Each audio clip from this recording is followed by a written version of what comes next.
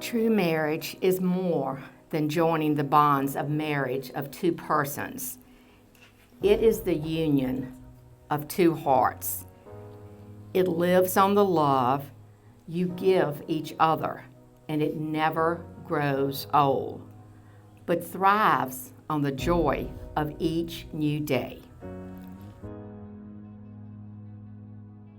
Lauren, I'm so happy to stand up here with you. This has been a long time coming, and I love you so much. I'm so excited to start our life together, and there's no one else in the world I can imagine doing this with. I may roll my eyes when you ask, but I promise to always give you my chapstick. Life is all about finding the person who can help you navigate through the hard times and celebrate the good. And I can tell you that I'm absolutely certain that since April 17th, 2016, you are that person for me. Look now.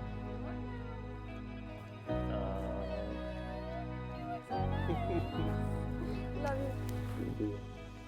Jeremiah, do you promise Lauren that from this day forward, she shall be your wife, and you will stand with her in sickness and in health, in joy and in sorrow? And do you pledge to her your respect and your love till death do you part? I do.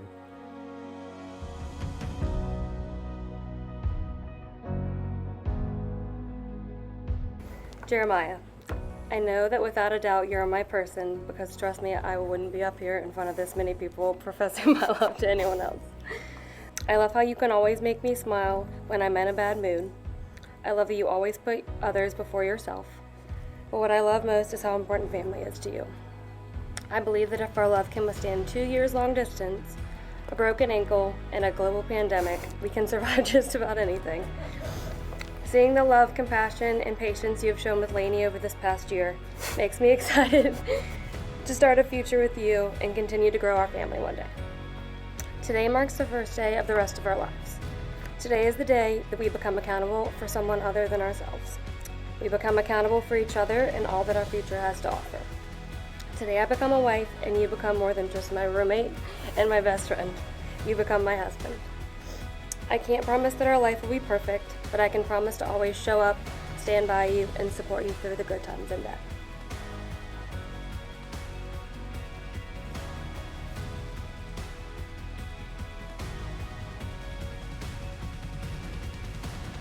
Lauren, do you promise Jeremiah that from this day forward, he will be your husband, and you will stand with him in sickness and in health, in joy and in sorrow?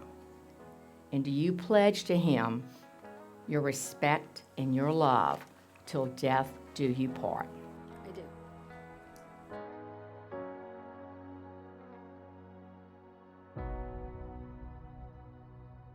By the authority vested in me by the Commonwealth of Virginia, but most of all by the power of your own love, I now pronounce you husband and wife. Jeremiah, you may kiss your beautiful bride.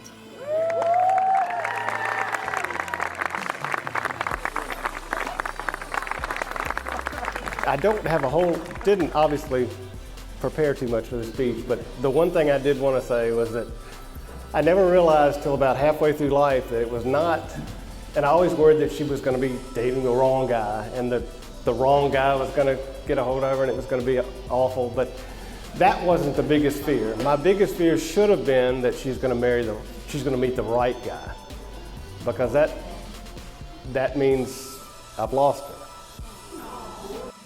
her. We really got to know you, Lauren, and to love you, and to really appreciate what Jeremiah appreciates about you, which is your love of family and friends, your love of laughter. You love to laugh, and I love to laugh, and I love that about you. Your ability to fit in so easily, like everything we've ever done with you, you just go with the flow. You know, you're easy. We're both kind of organized. You know, we got that about us, and that's good too. And then, of course, obviously, your love for Jeremiah.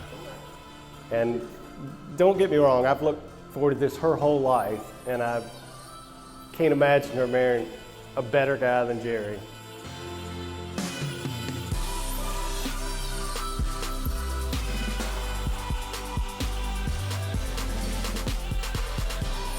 Now, I knew with my best friend since 4th grade intuition that Jerry was a good thing. And Lauren, you deserve all of the good things. Well, I just want to thank you, Lauren. I want to thank you because I knew Jeremiah as a young man, but now he's an adult, and I give you all the credit for that maturation. Yeah, Jerry, we all know it. You impress me every day with your kindness for others and the fierce love you have for your family and friends.